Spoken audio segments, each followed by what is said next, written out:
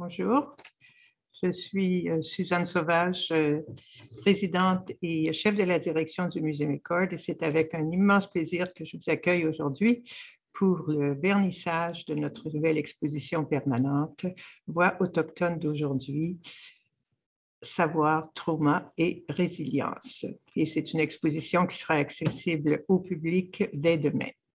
Alors, avant toute chose, je voudrais reconnaître que le musée est situé sur un territoire autochtone, un territoire fréquenté et occupé depuis des millénaires par les peuples autochtones et un territoire qui n'a pas été cédé par voie de traité. Je voudrais aussi vous rappeler que la nation ghanéenne-Gaagé a toujours un profond attachement pour ce territoire qu'elle nomme Tiohtià:ke.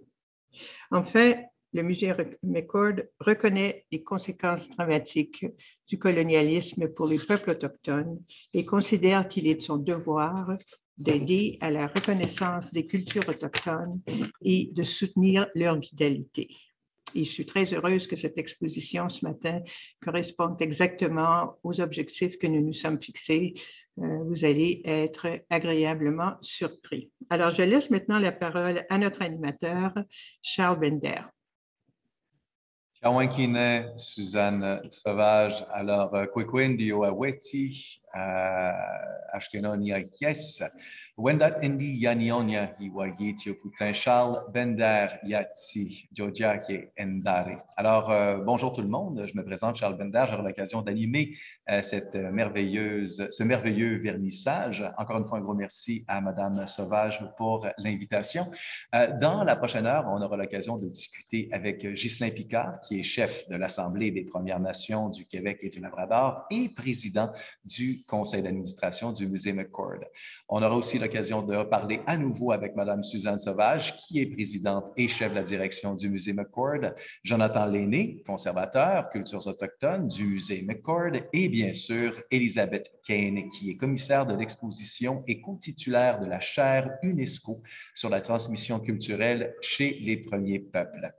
J'aimerais en profiter pour saluer, say hello, Shegong, to Chief Jessica Lazare du Conseil Mohawk de Kahnawake et Carlo Gros-Louis à la culture au Conseil de la Nation Huron-Wendat qui assiste au vernissage avec nous. Alors, Tekwa non raton, Chief Lazare et Yihe, Monsieur Carlo Gros-Louis. Très heureux de vous avoir avec nous. L'événement va se tenir principalement en français et nous avons accès à une traduction simultanée en anglais. At the bottom of your screen, click on the interpretation icon, a little globe, and then select English to follow the proceedings. Bien sûr, vous êtes invités tout au long de la discussion à partager vos questions dans le chat sur Zoom ou alors dans les commentaires si vous suivez l'événement sur Facebook. On tentera d'y répondre dans les 10 dernières minutes en retransmettant la question aux personnes concernées. Avant de débuter, j'aimerais partager avec vous une vidéo de M. Yann Lafrenière, ministre responsable des Affaires autochtones, qui voulait vous transmettre ce message. Bonjour tout le monde, Koué, Madame la Présidente, chef de direction, Monsieur le Président du Conseil d'administration, distingués invités, j'aurais vraiment apprécié d'être avec vous aujourd'hui dans le cadre du 100e anniversaire du Musée McCord et de l'inauguration de cette exposition permanente Voix autochtones d'aujourd'hui. Alors, savoir, résilience, trauma, vraiment une activité auquel j'aurais aimé participer, mais que voulez-vous? Je suis retourné à Québec pour une très bonne raison, rencontre très importante avec l'Assemblée Première Nation Québec-Labrador. Et comme c'est une exposition permanente, j'ai eu la chance d'y aller avec mes filles pour voir cette exposition parce que je crois beaucoup. Je crois beaucoup à ce que vous faites et je crois que c'est une occasion de plus d'en connaître davantage sur les Premières Nations, de partager la culture. J'ai toujours dit qu'on a des déficit de connaissances historiques au Québec. Alors, c'est une très belle occasion. Je vous félicite, je vous remercie. Je souhaite un bon succès à cette exposition permanente et au plaisir de vous voir très bientôt. Au revoir tout le monde. Miigwech.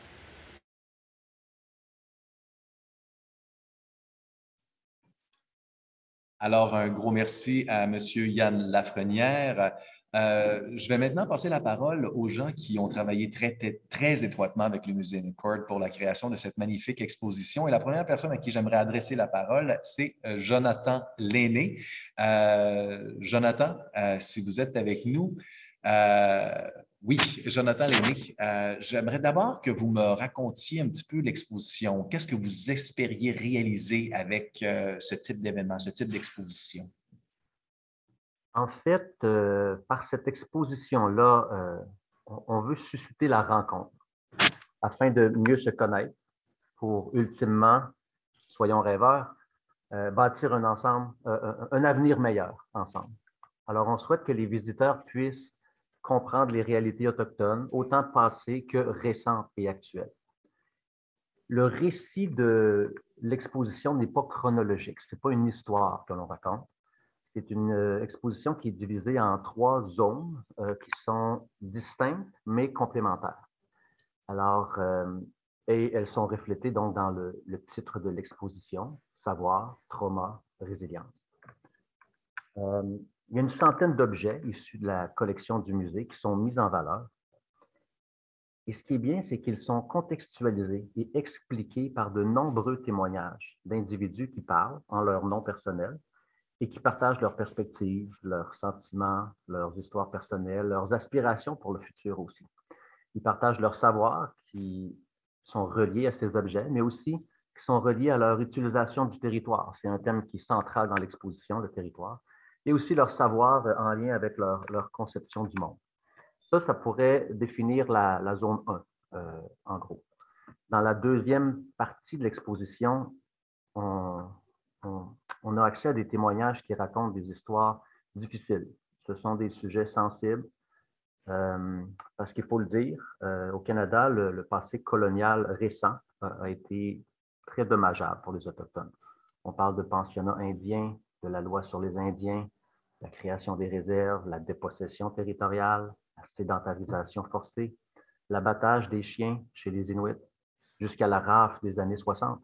Donc, on parle d'une histoire récente, on parle d'une histoire qui concerne nos grands-parents, nos parents. Et toute cette violence-là coloniale, cette oppression, cette dépossession, ça a eu des effets dévastateurs et des effets intergénérationnels. Alors, nous, on pense que c'est important de présenter ces réalités-là, même si elles sont difficiles à entendre, à voir, à reconnaître. Mais comme les Autochtones, on le sait, nous ne sommes pas des victimes passives de l'histoire, c'est important de terminer sur une note plus positive. Alors, une note qui est tournée vers l'avenir pour montrer que les Autochtones ont toujours travaillé à maintenir leur communauté et leur culture vivante. Alors, dans la dernière section de l'exposition, on présente des projets conjoints qui sont développés, mis sur pied par des Autochtones et des non-Autochtones, par exemple. Donc, ce sont des projets de rencontre, de collaboration pour montrer qu'on peut travailler ensemble et que c'est non seulement possible, mais que c'est très profitable. Je voudrais dire quelques mots à propos de la façon qu'on a conçu cette exposition-là, parce que je pense que c'est important, la méthodologie. Au-delà du produit final, ce qui compte beaucoup pour nous, c'est comment on a réalisé cette exposition-là. Par exemple, vous allez réaliser en visitant l'exposition que les textes sont tous rédigés au nous. Donc, c'est réellement la voix autochtone qui est mise de l'avant. Et ça, c'est une approche que le musée doit être fier d'avoir encouragée, puisque ça laisse la place aux voix et aux perspectives autochtones. Alors, c'est dans cet esprit-là qu'on a construit cette exposition-là. Et c'est important aussi qu'on travaille avec des créateurs autochtones, par exemple Elizabeth King qui va nous entretenir tout à l'heure, la Boîte Rouge Vif qui a fourni énormément de matériel, Jean Saint-Onge qui a participé à la sélection des objets. Alors, tout ça pour dire que le musée a pu heureusement bénéficier d'un travail énorme de recherche qui avait été entamé par Elizabeth King il y a quelques années en consultation, en concertation avec des membres des Premières Nations. Alors, tout le contenu a été développé en se basant sur ce travail de recherche-là. Et d'un point de vue de développement d'une exposition, on croyait que c'était vraiment une façon d'insérer et de faire de la place le plus possible aux voix autochtones, justement, dans les murs de notre institution.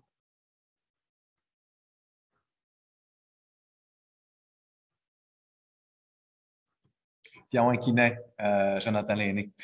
C'est jamais parfait hein, sur Facebook. Il arrive parfois que notre doigt glisse, mais on n'arrive pas à allumer le micro à temps. Alors, on prend ça avec patience et puis bientôt, on aura terminé avec toutes ces réunions Zoom. On l'espère, on pourra se voir en personne. Encore une fois, Tiawan Kinin, Jonathan Lainé, très belle entrée en matière. Ça donne le goût de venir voir l'exposition. La prochaine personne que j'aimerais vous présenter, c'est Elisabeth Kane.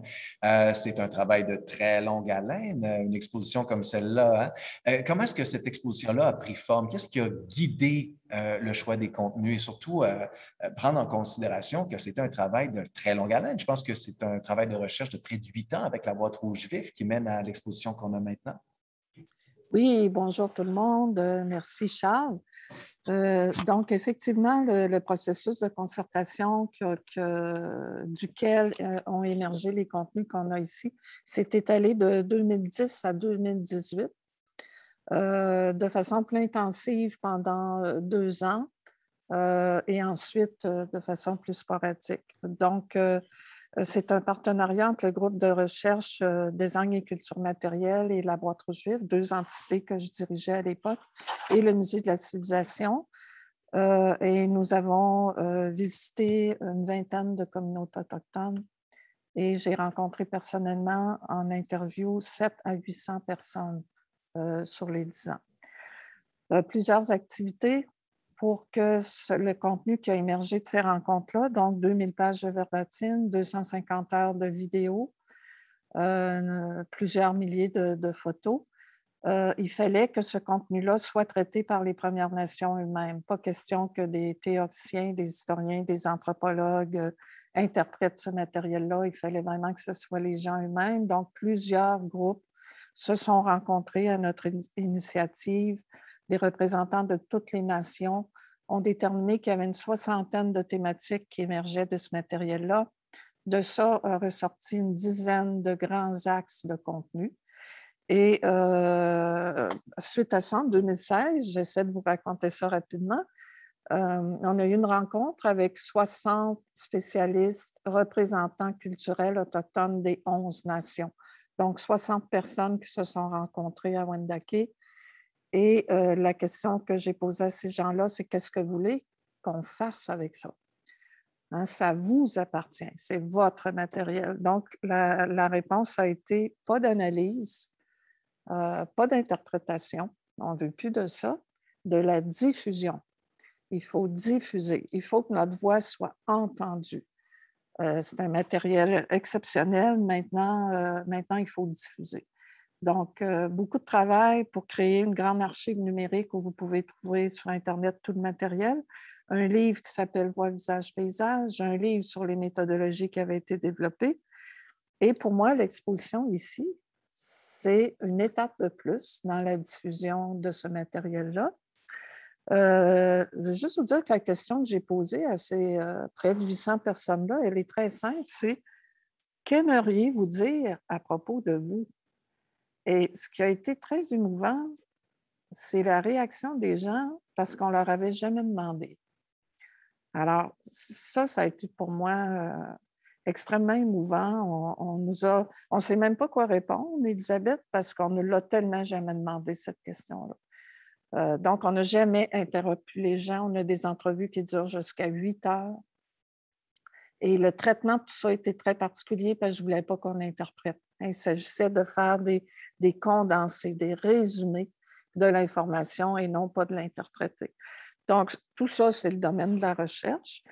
Maintenant, dans le domaine de la diffusion, ben, le musée joue un rôle super important de nous aider à transmettre ce matériel-là. Et je veux vous sensibiliser à la présence de la vidéo. Jonathan disait que l'exposition voulait susciter la rencontre.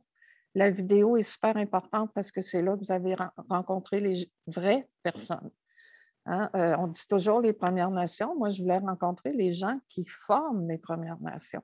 Et c'est sur les vidéos que vous allez les voir, les entendre, sentir leur sensibilité. Et je veux féliciter la boîte rouge vif pour ce travail d'une extrême sensibilité et Carl qui est à la réalisation, entre autres, de ces capsules. Je pense que je pourrais répondre à vos questions, mais je pense que ça répond en gros hein, au processus qu'on On a continué ici à vouloir travailler en collaboration et je remercie beaucoup le musée pour vouloir vraiment prendre le tournant. Décoloniser le musée, ce n'est pas une mince tâche. Il y a des vieux réflexes qui sont inscrits, donc on est vraiment sur la bonne voie ici et j'en remercie Suzanne, entre autres.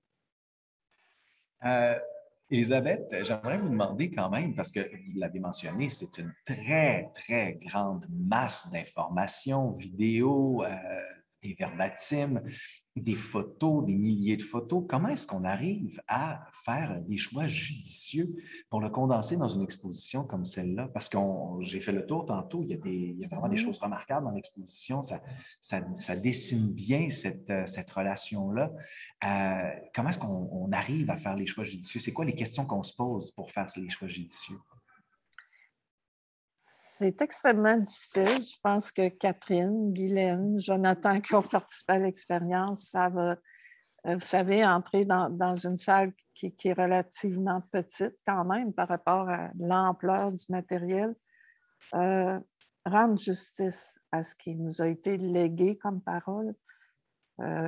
C'est déchirant. Les choix sont déchirants. C'est un travail d'équipe. Et je dois dire que les répondants du musée ont été importants parce que moi, j'étais tellement proche et submergée par ce matériel-là émotivement que ça devient difficile d'avoir de l'objectivité. Hein? On voudrait tout dire, tout mettre. Donc, c'est vraiment un travail d'équipe et je pense qu'on a réussi à transmettre le message essentiel. Je peux vous dire seulement quelques petites choses que les gens ont demandées, mais que je trouve importantes et que je me suis toujours attachée à ça, moi, pour justement essayer d'en rester au cœur des messages. On m'a demandé, on voudrait que nos connaissances soient reconnues. Nos connaissances ont été outrageusement retirées de l'histoire de l'humanité. Il faut reconnaître nos connaissances, la valeur de nos connaissances. Et dans l'époque actuelle, elles sont d'autant plus valables, ces connaissances-là. Donc, ça, c'est quelque chose qui est important pour moi de transmettre dans l'exposition. Nos connaissances au niveau écologique, au niveau philosophique, au niveau de gouvernance, au niveau technologique, au niveau de la protection de la nature. Donc, on trouve de ça, c'est sûr, de façon extrêmement succincte, mais c'est abordé dans l'exposition. Aussi, on veut raconter notre histoire de notre point de vue. Hein? Qu'est-ce qu'on a, nous, à dire sur notre histoire? Ça, c'est parfaitement respecté ici. Toute la zone des 3 mâts, on m'a demandé de dire ça. Ce n'est pas le musée qui dit on va parler de ça. Les gens disent c'est temps qu'on entende parler de nos douleurs. Il n'y aura pas de réconciliation s'il n'y a pas de rencontre. Il n'y a pas de rencontre si vous n'entendez pas. C'est bien beau qu'on parle, mais si vous n'entendez pas ce qu'on a à dire, donc on essaie vraiment d'aborder cela dans la zone 2. On veut aussi que cette exposition participe à nous rendre vivants. Donc, on est souvent morts, on n'est pas là, on est le peuple invisible. On veut être vivant, on veut être présent. Et c'est là que la parole vivante, la vidéo, prend toute son importance. Parce que ce sont des gens vivants qui sont nos contemporains qui nous parlent. Alors, j'espère qu'on a réussi. Je crois que oui. Je pense qu'on y réussit bien. Puis on sent bien tout l'amour que vous avez pour le matériel que vous avez récolté et pour les gens qui étaient derrière ce matériel-là. Merci beaucoup, Tianwakina, Elisabeth Kane. J'aimerais maintenant passer la parole à... on a avec nous M. Ghislain Picard, qui est le chef de l'Assemblée des Premières Nations Québec-Labrador et aussi, incidemment, le président du conseil d'administration du Musée McCord. Monsieur Picard, vous avez fait un rapport d'ailleurs sur la relation entre allochtones et autochtones au Québec. On parle de rencontres et que c'est nécessaire à la réconciliation. Où est-ce qu'on en est? Où est-ce qu'on en est par rapport à la lutte contre la discrimination et le racisme depuis 2020? Charles, je suis content. Première chose que j'aimerais faire, c'est greetings to Chief Lazar et mes salutations également au chef Gros-Louis, leur remercier pour leur présence ce midi pour cet important événement. Je dirais d'entrée de jeu que ta présence, Charles, celle d'Élisabeth, celle de Jonathan, la mienne aussi, en quelque sorte, je pense, notre présence contribue à faire la démonstration qu'on est en train d'effectuer un virage important, essentiel. Et pour moi, ça ne peut être que de bon augure. Et ça me laisse très certainement entrevoir l'avenir, disons, à moyen, long terme, de façon un peu plus optimiste. Et pas pour dire que j'ai tout le temps pour broyer du noir, mais il faut, je pense, s'avouer que la relation n'a pas toujours été facile. Hein? Jonathan nous le rappelait. Et c'est en train de changer parce que, pour essayer de saisir les mots d'Élisabeth un peu plus tôt, on est capable maintenant, on est en position de nous-mêmes compter notre histoire. Et ça, c'est un aspect, à mon sens, qui est extrêmement important. Je vais essayer d'un peu de marier ma responsabilité comme président du conseil du musée, mais aussi comme chef de l'Assemblée des Premières Nations, en insistant sur le fait que on met en évidence là, deux aspects extrêmement importants dans le défi qui se présente à nous comme société. D'un côté, la rencontre. On peut la situer à ce qui s'est passé la semaine dernière. On peut la situer à ce qui s'est passé il y a 500 ans. Et la réconciliation, je pense que c'est un mot là, qui prend de plus en plus de place. Et la difficulté peut-être qu'on éprouve de temps à autre, c'est qu'elle est un peu, je dirais, galvaudée, hein, un peu à la merci de différentes définitions selon les responsabilités que nous avons. Et sans mettre au défi le ministre Lafrenière, sans l'isoler non plus, parce qu'il m'entend, je dirais, hebdomadairement en parler, je dirais que la responsabilité des acteurs politiques peut, sans les déresponsabiliser ou sans les désengager, peut peut-être prendre sa place parce qu'il y aura toujours une responsabilité et des obligations et des devoirs politiquement. Mais je crois quand même qu'il y a une responsabilité encore plus importante chez nous comme individus, comme membres de sociétés au pluriel, et qui ont la responsabilité de vraiment se donner les conditions pour mieux vivre ensemble. Et c'est un peu le pari qu'on a fait comme Assemblée des Premières Nations il y aura bientôt 1 an en présentant au grand public un projet, je dirais, audacieux, qui évidemment soulève des attentes importantes, mais je pense que c'est tout à fait légitimé qu'on procède de cette façon-là, qui visait ultimement là, à nous lancer nous-mêmes un défi. Qu'est-ce que nous sommes prêts à faire comme membres de société au pluriel pour vraiment renverser les tendances qui mettent un peu trop d'importance, attachent un peu trop d'importance au phénomène du racisme et de la discrimination, parce que c'est des réalités là, auxquelles nous sommes confrontés aujourd'hui.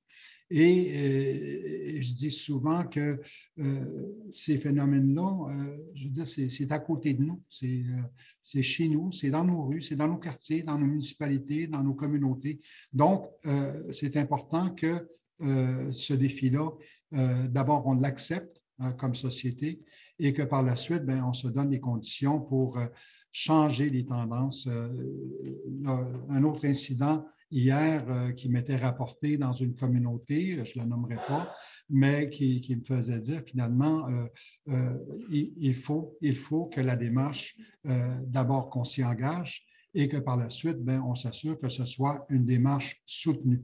Et pour moi, là, je demeure extrêmement confiant quant à l'avenir devant nous, à l'horizon, parce que je sais notamment, et on mise beaucoup sur la jeunesse, hein, qui est sur le plan démographique, là, la majorité de nos nations, de nos communautés, de nos populations. Et c'est là que finalement, j'installe toute ma confiance parce que je sais qu'il y a un mouvement, je dirais, d'affirmation important chez nos jeunes qui n'hésitent pas, qui ne sont pas intimidés par la société autour d'eux pour vraiment s'afficher. Et ce n'est pas pour condamner les personnes qui appartiennent à ma génération et aux plus jeunes, mais je pense qu'on est en train de paver la voie à un avenir qui sera sûrement beaucoup plus positif pour la place qu'occupent de plus en plus nos nations et nos communautés. Jenish Comitin, chef Picard, puis je me permettrais de rajouter aussi qu'il y a une part qui peut être faite aussi par les alliés, autre que de venir voir l'exposition. Il y a toute l'idée de comment les gens créent une nouvelle relation, une nouvelle empathie par rapport à ce que les Autochtones ont vécu. Je pense que vous mentionniez il n'y a pas longtemps sur Facebook que vous avez croisé un voisin qui avait affiché un drapeau par rapport aux enfants disparus. Et puis, j'avais trouvé ça très touchant là, que vous ayez un voisin allié qui dise « Non, moi, je sens une empathie et j'ai besoin de l'exprimer. » Alors, merci beaucoup pour votre intervention. Je vais maintenant passer à Mme Suzanne Sauvage. Madame Sauvage, comment est-ce que le Musée McCord compte contribuer à ce processus de réconciliation, en plus de ce qu'on peut voir ici de l'exposition et de l'accueil de gens dans la gouvernance qui sont issus des Premières Nations? Ah, je pense que votre micro n'est pas allumé, Madame Sauvage. Voilà, je l'ai. Voilà, très bien. Je fais la même erreur. Alors, d'abord, je voudrais dire que Ghislain, dans ses commentaires, a été très inspirant et inspirant je pense, pour le public en général, mais pour nous au musée. Puis je remets les choses en perspective. Quel rôle pouvons-nous jouer? Petit rôle, en fait, circonscrit, pouvons-nous jouer au musée dans cette réconciliation-là? Bien, je pense que d'abord, je voudrais rappeler que le Musée McCord, pour ceux qui ne le savent pas, là, est le gardien d'une collection sur les cultures autochtones très importante, hein, de plus de 16 000 objets et qui raconte 12 000 ans d'histoire. Alors, c'était pour nous l'occasion, depuis fort longtemps, d'avoir des relations quand même de confiance et de respect avec les communautés autochtones. Mais c'est clair que ce n'est pas suffisant. Et on a profité de notre centenaire cette année pour commencer une réflexion importante sur comment pourrions-nous aller plus loin en termes d'autochtonisation et de décolonisation de nos pratiques muséales et de notre gouvernance. Vous faisiez allusion tout à l'heure, juste au début, que nous avions fait des choses en gouvernance, oui, et on est parti du principe aussi que je pense que l'élément de base, si vous voulez, quand on veut décoloniser, c'est qu'on doit accepter qu'on va partager le pouvoir, hein, partager le pouvoir avec les communautés autochtones, avec les nations autochtones, et on a commencé à faire un bout de chemin dans ce sens-là. D'abord, nos règlements depuis 2019 stipulent que l'on doit obligatoirement avoir 2 membres autochtones sur notre conseil d'administration, ce que nous avons, et j'en profite pour saluer les 2 membres actuels, la Mélinda Bastien et Mélissa Molène-Dupuis, que vous devez connaître, qui sont nos membres. Et donc, c'est maintenant obligatoire et c'est un règlement permanent qui ne va pas changer. On a aussi engagé il y a 1 an et demi notre collègue que vous avez entendu, Jonathan Lenny, qui est maintenant le conservateur culture autochtone au musée. Il était grand temps qu'on le fasse, mais c'est fait. Et lui aussi, il est là jusqu'à la fin de ses jours avec nous comme conservateur culture autochtone, on l'espère. Et puis, en décembre, Ghislain Picard nous a fait l'honneur et le bonheur aussi d'accepter la présidence du conseil d'administration du musée. C'était une première. C'est une première pour le musée McCord qui n'avait jamais eu d'Autochtones à la tête de son conseil d'administration. Et je pense que c'est un signe très, très fort de notre volonté de partager le pouvoir, très clairement. Et puis, enfin, on a récemment, il y a quelques mois, créé un comité permanent, un comité aviseur permanent autochtone qui est composé différents autochtones de milieux divers à Montréal, universitaires, communautaires, du milieu des arts, etc., et qui est vraiment là pour nous guider, nous, parce qu'on prend beaucoup d'initiatives en termes d'autochtonisation et de décolonisation, et on a besoin de ce qu'on appelle un feedback et des gens qui nous guident sur les projets qu'on veut entreprendre pour être sûr qu'on est dans la bonne direction et qu'on est respectueux de tous les éléments en lien avec les Autochtones. Et puis cet été, on a fait une grande consultation auprès des communautés autochtones et des organismes autochtones à Montréal pour encore une fois, pour nous alimenter, pour nous nourrir dans notre réflexion stratégique qu'on est en train de mener au musée, notre planification stratégique, en fait, pour les 5 prochaines années. Et donc, c'était important pour nous, en amont, de consulter ces communautés-là, ces intervenants-là, pour comprendre, encore une fois, leurs besoins et quelles étaient leurs attentes vis-à-vis d'une institution comme la nôtre. Alors, ce sont quelques exemples de partage de pouvoir, mais je dirais aussi que le meilleur exemple aujourd'hui, c'est vraiment encore plus concrètement, si vous voulez, pour démontrer combien on est en train de changer nos pratiques, c'est cette exposition qu'on inaugure aujourd'hui. Jonathan l'a mentionné, elle a été réalisée avec une équipe autochtone, avec bien sûr Elisabeth Kane qui a fait un travail formidable, mais aussi avec Jean Sainton, je l'ai mentionné, la boîte Rouge Vif, la chaire UNESCO pour les cultures autochtones. Et puis, c'était un bonheur de travailler comme ça parce que c'était véritablement de la co-création. Et vous savez que dans notre univers à nous, on fait de la création d'exposition, mais on a bien compris maintenant le concept de co-création. Et la co-création, ça se fait dès le début du projet, vraiment en partenariat et non pas en consultation au milieu ou à la fin du projet, mais dès le début. Et là, je pense qu'on a bien respecté ce principe fondamental-là. Et vous allez voir que le résultat est exceptionnel. Et quand Jonathan disait « ce n'est pas le musée qui parle », j'en suis très fière. C'est vraiment les Autochtones qui parlent. C'est la voix des Autochtones qu'on a amplifiée dans cette exposition-là. Alors, c'est quelques exemples. Vous comprendrez qu'on a compris, nous, que cette réconciliation-là et cette autochtonisation-là, c'est un voyage à long terme. On ne va pas tout le faire, ça ne va pas se faire en un an. C'est un processus continu, mais on est déterminé et on est très engagé pour continuer sur cette voie-là.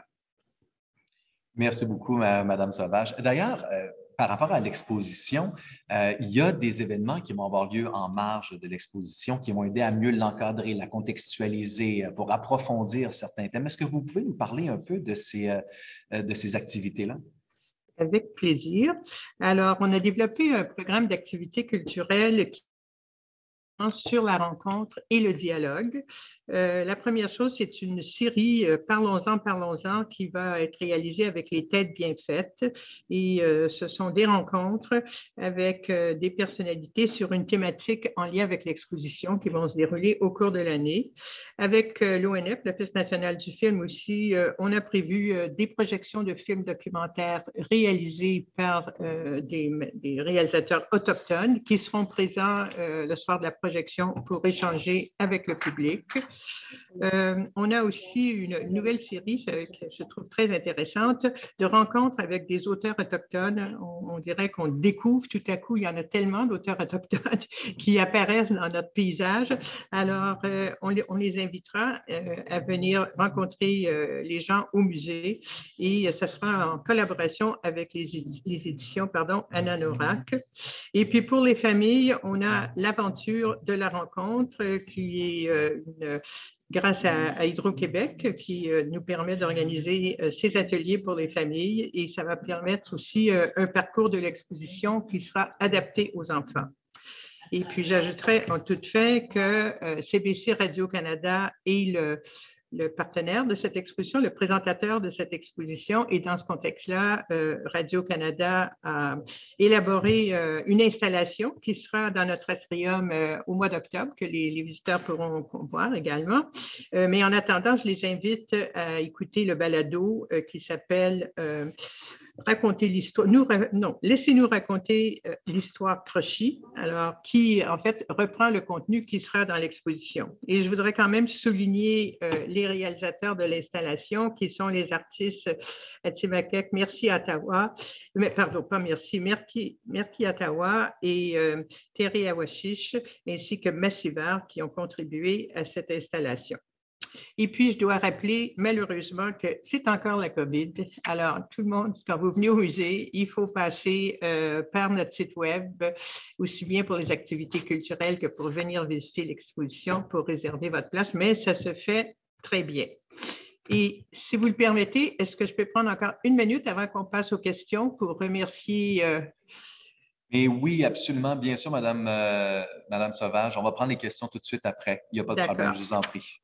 Alors, d'abord, je veux remercier Elisabeth Kane, qui évidemment, que je l'ai déjà fait, mais qui a fait un travail exceptionnel. On a été ravis de travailler avec elle et on espère qu'on pourra le refaire prochainement. Remercier Jean Saint-Onge qui a été mentionné, la boîte rouge vive, la chaire UNESCO sur la transmission culturelle chez les premiers peuples. Je les remercie de tout cœur pour leur précieuse collaboration. Je voudrais aussi remercier les membres des communautés autochtones qui ont été très généreux, qui ont accepté de partager leurs témoignages, alors que c'est d'une richesse incroyable, on l'a mentionné. Et enfin, merci à nos partenaires CBC Radio-Canada, qui est le présentateur de l'exposition, Panasonic, La Presse, De Gazette, le programme d'aide au projet pour le soutien des expositions permanentes du ministère de la Culture et des Communications du Québec et le Conseil des arts de Montréal. Et puis, je m'en voudrais de ne pas remercier notre équipe interne qui est formidable, qui, comme d'habitude, a fait un travail exceptionnel et tout particulièrement Catherine Laflamme, la chargée de projet qui travaille à cette exposition depuis 2 ans avec ingéniosité, créativité et patience. Et aussi remercier bien sûr Jonathan Lenné qui est notre conservateur culture autochtone et Guylaine Lemay qui est la conservatrice culture matérielle. Et je voudrais aussi mentionner le travail, parce que quand les visiteurs viendront voir l'exposition, le travail de scénarisation, de scénographie, magnifique que Mélanie Crespin a réalisé pour l'exposition. Alors voilà, je vous laisse la parole. Merci beaucoup, Madame Sauvage. Effectivement, c'est une équipe impressionnante et ils ont fait un travail absolument fantastique. On a déjà quelques questions qui sont apparues dans notre boîte de chat.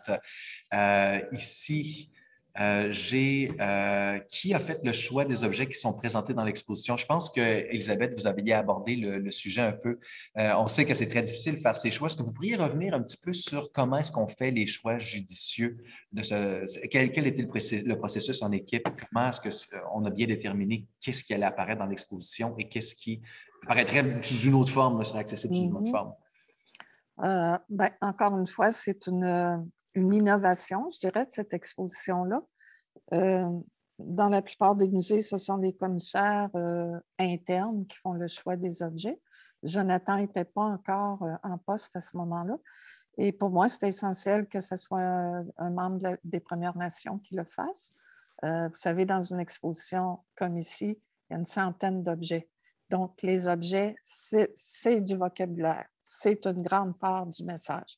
Si on ne laisse pas les porteurs de culture choisir eux-mêmes ces objets-là, ce vocabulaire-là, on leur enlève une grosse part du message, du contrôle sur le message. Donc, Jean Saint-Onge, qui avait une connaissance en muséologie, puisqu'il a travaillé pendant 20 ans à la Maison de la culture Innu Chapoutoine à Ouachat, est venu passer 1 mois dans les réserves et tous les jours. Alors, comme le disait Suzanne, je crois tantôt, au-dessus de 16 000 objets à regarder, il n'en a pas manqué un. 16 000 objets, il en a choisi d'abord 400 et c'était des choix très intuitifs et il a laissé ces objets-là lui inspirer des contenus. Alors, je dis tout le temps, c'est une méthode autochtone, ça, hein, d'être à l'écoute du monde, dans la sensibilité du monde, plutôt que partir avec des plans, des théories, des grilles. Hein, c'est les objets qui lui ont dit « prends-moi ». Et voilà ce que je veux dire, ce que je peux t'aider à dire. Et on a fait l'analyse de ces contenus-là. On a marié ça déjà au contenu, les thématiques qu'on avait avec la grande concertation. Et ensuite, Jean a choisi 100 objets qui, selon lui, exprimaient très bien ces thématiques-là. Donc, ça aussi, c'est toute une méthode et un processus et il faut lui donner le temps à cette méthode-là. Et je remercie le Musée Chapoutoine qui a libéré Jean un mois pour le faire et le musée qui a bien voulu l'accueillir pendant un mois. Donc, ça partait très bien, le travail. Effectivement. D'ailleurs, j'ai une question très intéressante de la part d'Erika Massoud qui demande comment est-ce que le Musée McCord a acquis les plus de 1600 objets autochtones dans sa collection permanente et est-ce que le musée est toujours propriétaire des objets dans la collection permanente? Ça pourrait aller évidemment à Mme Sauvage. Jonathan Lainé ou Jonathan, oui, je vois que vous venez juste d'allumer votre micro. Oui, ben, je peux répondre en partie. Ben, le musée McCord, on le sait, il a 100 ans cette année. Alors, ça fait longtemps que les objets sont acquis par d'abord le fondateur du musée, David Ross McCord, qui a acquis une collection assez monumentale par son intérêt personnel. Alors, il correspondait avec des grandes familles à travers le Canada. Il rencontrait des gens des communautés autochtones. Donc, il y avait un grand intérêt envers tout ce qui touchait les grands événements, finalement, de l'histoire canadienne. Alors, il a accumulé une très forte collection qui constitue la base de notre collection. Mais par la suite, on a aussi été tributaire d'autres collectionneurs. Par exemple, on a acquis à un certain moment la collection qui avait été amassée par la Natural History Society of Montreal. Ensuite, il y a différents musées à un moment donné de l'Université McGill qui se sont séparés les collections ethnographiques qui étaient conservées dans les musées de l'Université McGill et qui ont été transférées ici au musée McCord.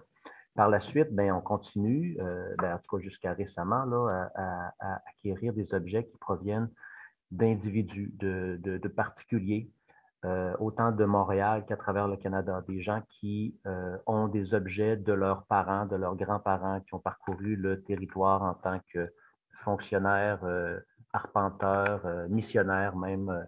Donc, ça dépend des différentes fonctions des gens qui sont entrés en contact avec les communautés autochtones, les communautés inuites aussi.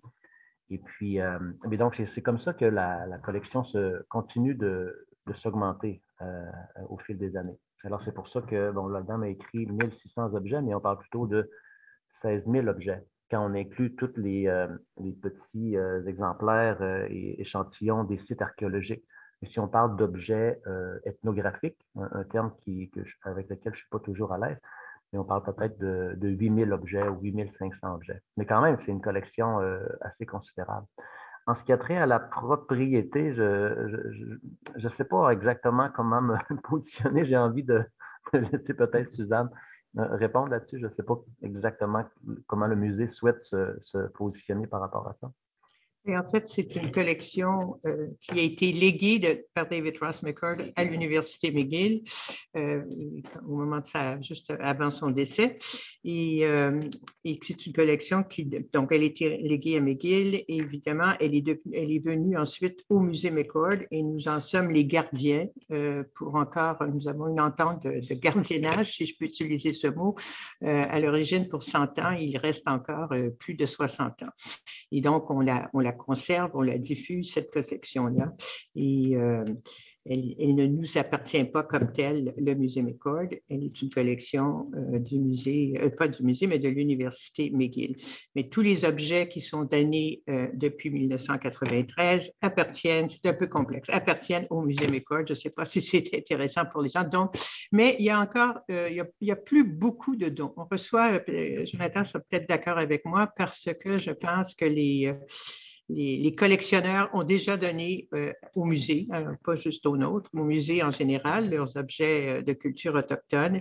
Et puis maintenant, les communautés autochtones conservent leurs objets. Alors, ça ne va pas dans les musées. Alors, c'est comme une collection qui n'est pas nécessairement figée parce qu'on continue de recevoir, mais ce n'est pas une collection qui est en croissance, quoi.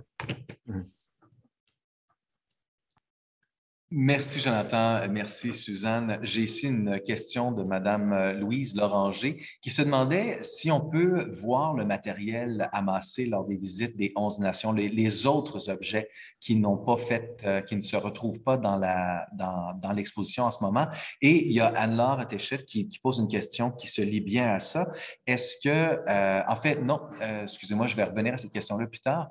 Est-ce que les objets qui ne sont pas dans l'exposition en ce moment peuvent changer au cours du temps? Est-ce qu'il peut arriver un moment où est-ce qu'on va dire, ah, on va changer notre narratif, on va envoyer l'exposition dans une autre direction pendant un certain moment, tester des nouveaux objets dans le narratif qu'on essaie de créer?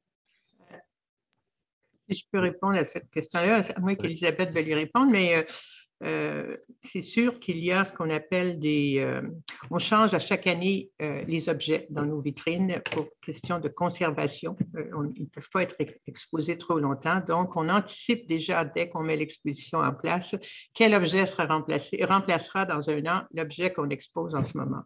Donc, notre ancienne exposition permanente a eu 9 rotations. Chaque année, c'est un peu comme représenter une même exposition. Le message est le même, le contenu est le même, mais on change les objets pour les protéger, pour les conserver. Donc, je ne sais pas si ça répond à la question de la personne, hein, mais oui, il y aura une rotation. Oui, il y aura des nouveaux objets qui seront présentés dans le cadre de cette exposition. Les rotations sont généralement annuelles. Et pour les objets qui font partie de la collection de la récolte de données de Mme Elisabeth Kane, est-ce que ces objets-là sont accessibles aussi? Il n'y a pas eu de collecte d'objets. Hein? Il y a eu collecte comme je disais, de 200 heures de vidéo, de 2000 pages de verbatim et de 10 000 photographies environ. Tout ça est conservé à la boîte aux Juifs. La boîte aux Juifs est gardienne de ce matériel-là. Je veux vous dire aussi que tout ce qui est diffusé, les gens ont bien voulu que ça soit diffusé. Hein, on ne fait pas ça à leur rencontre. Donc, ils voulaient, comme je disais, que leur histoire soit racontée, que le matériel soit diffusé. Donc, ils sont d'accord que ça soit diffusé, mais la boîte aux Juifs est gardienne de comment ça l'est. Ça ne peut pas être utilisé à n'importe quelle fin. Par contre, on a placé toute l'archive sur Internet. Vous pouvez aller voir le site Voix, Visage, Paysage. Donc, l'entièreté de l'archive est là. Visuel, vidéo et verbatim. Et un livre, Voix, Visage, Paysage, qui est en vente ici à la boutique, où l'essentiel des messages sont divulgués et toute une annexe sur la méthodologie de travail aussi. Donc, je pense que c'est facile pour les gens que ça intéresse là, de trouver de l'information. Merci beaucoup. J'avais une autre question ici qui avait été posée que je trouve très amusante, en fait que je trouve très intéressante. Est-ce qu'on peut considérer, c'est Anne-Laure Téchet, j'espère que je le prononce bien, est-ce qu'on peut considérer cette exposition comme un événement historique à la fois sur le plan social et le plan muséologique? Jusqu'à quel point est-ce que cette approche-là est innovante dans le milieu muséal? C'est une bonne question. Je ne sais pas si c'est une exposition historique, mais elle est certainement pour nous au Musée McCord une exposition marquante parce que tout le processus de création de cette exposition-là était nouveau. On avait déjà été timidement essayé de faire ce genre de co-création, mais je pense que là, c'est une co-création complète et pour nous, c'est nouveau. Je pense qu'il y en a peut-être dans d'autres institutions aussi qui ont la même approche, mais je ne pourrais pas dire. J'avais une autre question ici. Quelqu'un voulait juste vous entendre sur la mise en espace de l'exposition et parler un peu des langues dans lesquelles les textes sont rédigés. Donc, comment ça se fait le choix du design d'une exposition? Comment est-ce qu'on réfléchit à comment est-ce qu'on va afficher les langues autochtones dans ce cas-ci en plus? Parce que c'est des langues que pas tout le monde peut parler. Ça s'est passé comment ce processus-là? Jonathan, tu veux répondre? OK, j'ai réussi à ouvrir mon micro. Il y a un petit icône qui est apparu juste vis-à-vis, je n'avais plus accès. La mise en espace de l'exposition, ben, j'ai été un petit peu moins impliqué dans ça, puisqu'on avait Mélanie Crespin, donc, qui a fait toute la CNO. Mais c'est certain qu'il y a toutes sortes de contraintes, autant d'espace, la taille des objets. Donc, ça signifie que certains objets, on aurait voulu les montrer, mais si on prend l'exemple d'un canot-kayak, ce serait merveilleux d'en avoir un vrai. Mais il faut réaliser que ça a un impact sur le reste des objets parce qu'on est toujours dans un espace limité, comme disait Suzanne, on a 1000 histoires à raconter dans un espace très circonscrit. Alors, si on choisit un objet qui prend trop d'envergure, ben, on doit empiéter sur la présentation d'autres objets. Donc, c'est toujours des choix déchirants qu'il faut faire. Pour ce qui est de la présence des langues autochtones, bien oui, c'était quelque chose sur lequel on a vraiment voulu insister. Comme tu l'as mentionné, Charles, ce n'est pas toujours facile. Il y a certains locuteurs, il y a des langues qui sont endormies, on le sait. Sinon, les locuteurs ils sont pas de plus en plus nombreux. Hein. Ce sont des langues qui sont menacées. Mais étant donné que ce sont des langues menacées, et on sait que les langues contiennent énormément de savoir en soi. Hein. C'est une conception du monde qui s'exprime à travers les langues. Et aussi, on sait qu'en 2022, on rentre dans la décennie internationale des langues autochtones. Alors, pour toutes ces raisons-là, on trouvait que c'était important de faire un effort supplémentaire qui parfois a été substantiel parce que de trouver des locuteurs, de trouver des gens qui peuvent les traduire.